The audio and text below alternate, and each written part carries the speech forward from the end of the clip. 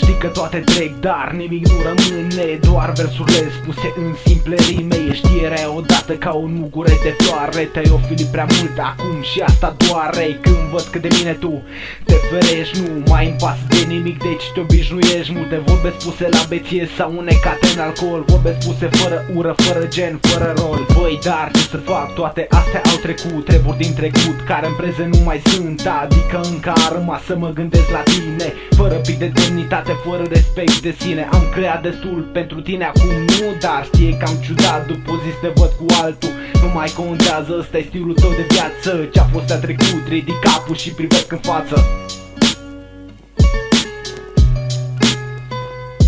Acum începi să-ți amintești de tot ce-a fost în trecut, dar nu mai are rost să-ți amintești de cum era, că te făcea să suferi după cum ea vroia. Zicea că vrea să te simtă numai pe tine, știai că minte, dar o credeai pe bune și te gândeai la cele clipe minunate petrecute cu ea în fiecare noapte, în care te face, pune să te gândești cum să faci așa, să nu mai greșești. A ajuns să sper că totul va fi bine, dar de fapt ce sunt mult prea multe glume încărcate cu mult prea mult alcool, că în lumea asta ta doar tu ai un rol foarte bine definit, dar pui stop, te oprești și te-ai trezit.